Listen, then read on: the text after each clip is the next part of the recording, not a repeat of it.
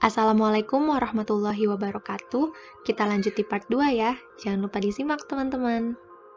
Baik, selanjutnya, salah satu cara terbaik untuk mendapatkan informasi secara cepat dari data yaitu dengan menampilkan grafik atau chart. Nah, grafik ini memberikan tampilan visual perbandingan dan hubungan. SPSS menyediakan 3 metode menciptakan grafik. Yang pertama menggunakan fungsi grafik otomatis, yang kedua menggunakan fungsi grafik interaktif, dan yang ketiga dapat memulai dengan tabel kosong dan membangunnya dari scratch. Di sini saya akan menggunakan metode yang pertama, yaitu menggunakan fungsi grafik otomatis. Pertama-tama kita membuka dulu file yang akan digunakan dengan mengklik menu file, lalu kita pilih open, dan kita pilih data. Maka akan tampil halaman baru, kita akan memasukkan filenya itu ada di folder SPSS tutorial data, lalu kita pilih employee data. Lalu kita klik open. Kemudian file dalam data di dalam file employee data akan tampil dalam software SPSS. Kemudian kita akan memilih menu graph dan memilih grafik yang bar.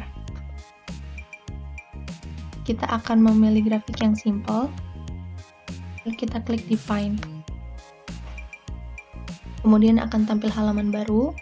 Kita akan memilih file employee code yang akan dimasukkan ke dalam kategori axis dengan mengklik tanda panah seperti ini.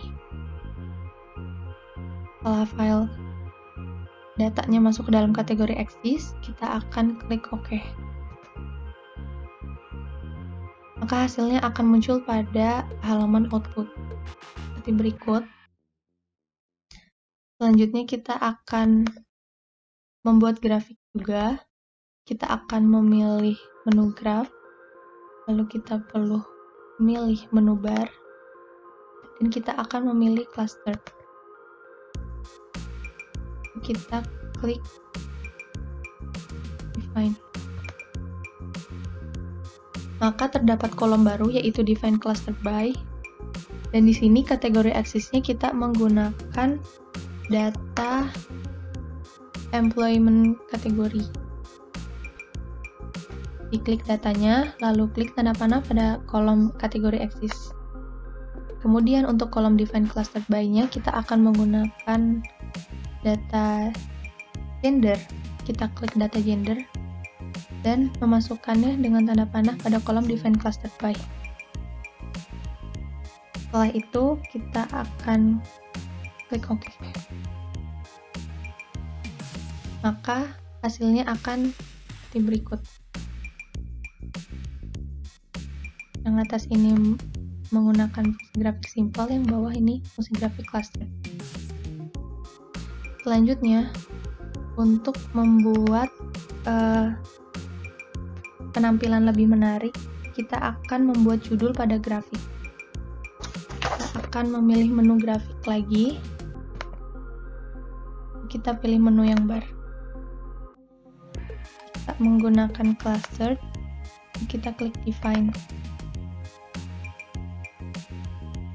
Kemudian data yang sebelumnya sudah masuk, tapi kita akan menggunakan judul pada grafiknya, yaitu kita akan klik titles di atas ini, maka akan tampil menu titles. Pada line 1 akan kita isi dengan nama job, category, distribution, di gender.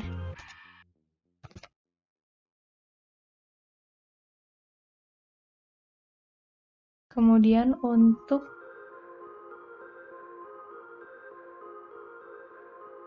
pada bagian footnote line pertama kita akan isikan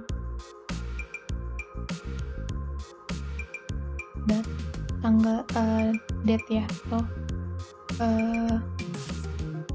tanggal datanya. Ini kita menggunakan data pada bulan 3 tanggal 16 tahun 2000 cepat.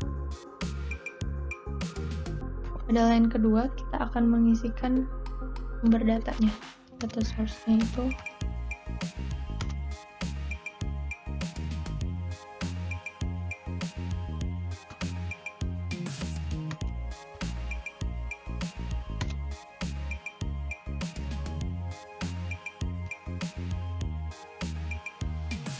lalu kita klik continue, kita klik OK. Maka dengan menggunakan data yang sama terdapat perbedaan dengan menambahkan judul, maka akan tampil nama di atas grafiknya, berikut juga dengan tanggal dan informasinya dalam grafik. Kemudian kita akan membuat tabel kontingensi menggunakan SPSS. Nah, tabel kontingensi sendiri merupakan jenis tabel dalam format matriks yang menampilkan distribusi frekuensi variabel.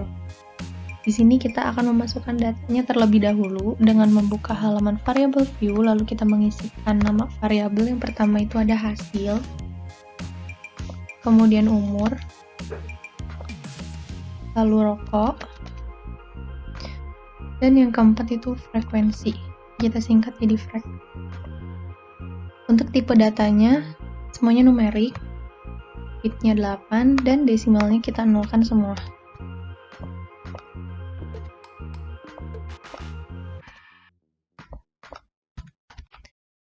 Lalu, label variabelnya, yang pertama ini hasil dari tes nafas. Kedua ini umur pasien. Yang ketiga kita isi status perokok. Dan yang keempat ini frekuensi atau banyaknya kasus. Untuk values-nya ini kita isi yang hasil ini, kita klik 3 sebelah kanan lalu akan tampil value labels. Value-nya kita isi option yang pertama itu 0 untuk label normal. Kita klik add, lalu value yang kedua kita isi angka 1 dengan label tidak normal. Lalu kita klik add, lalu kita klik OK. Kemudian yang kedua umur, values-nya kita isi juga. Untuk value yang pertamanya itu kita kliknya 0 dengan labelnya kurang dari 40 tahun. Kita klik add, label yang kedua kita yang angka 1 dengan label 40 sampai 59 tahun. Kita klik add, kita klik OK.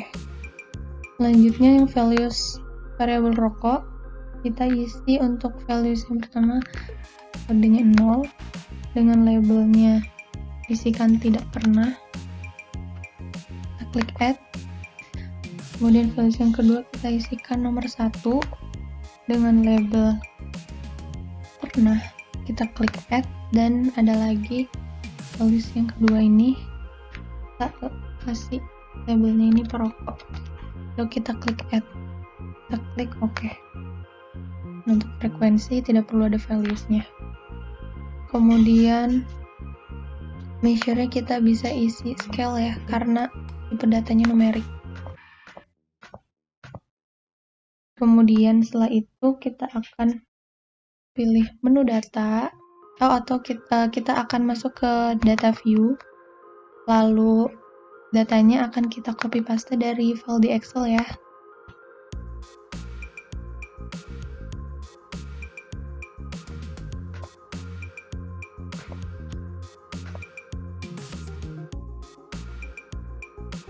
Datanya sudah masuk, setelah itu kita akan pilih menu data, lalu pilih yang weight cases. Kita akan masukkan data yang banyaknya kasus atau frekuensi ini dalam weight cases. Kita klik datanya, lalu kita pilih yang weight cases by, kita masukkan ke dalam frekuensi variabel. Nah, lalu kita klik OK. Lalu di output ini sudah tertulis wake by frekuensi, yang artinya memberikan makna bahwa jumlah kasus atau frekuensi kejadian diterangkan oleh variabel frekuensi tadi. Gitu. Selanjutnya itu penyajian data menjadi bentuk tabel kontingensi. Nah, untuk penyajian datanya ini, tabel kontingensi itu dibagi dua, yaitu tabel kontingensi 2 dimensi dan 3 dimensi. Yang pertama yang 2 dimensi ini kita akan kembali ke halaman SPSS ya. Yang data ini kita akan pilih analyze, descriptive statistic, kita pilih cross tab. Di sini akan tampak halaman baru dari cross tab. Jika kita menghendaki untuk membuat tabel 2 dimensi, maka akan memasukkan masing-masing variabel ke dalam baris dan kolom atau rows and columns itu. Misalnya, kita akan memasukkan variabel rokok ke dalam baris. Kita klik variabelnya, lalu klik tanda panah di kolom rows. Lalu, untuk yang bagian kolom, kita akan isikan variabel hasil. Kita klik yang tes nafas hasil ini, lalu kita klik tanda panah pada kolom sini. Lalu kita klik OK. Maka pada output akan hasil tabel 2 dimensi seperti ini, tabel kontingensi 2 dimensi. Selanjutnya kita akan mencoba tabel kontingensi untuk yang 3 dimensi. Kita akan memilih seperti sebelumnya, analyze, lalu descriptive statistic, kita pilih cross tab. Nah, untuk di sini maka kita akan memilih satu lagi untuk dimasukkan ke dalam layer 1 of 1. Itu kita akan memasukkan variabel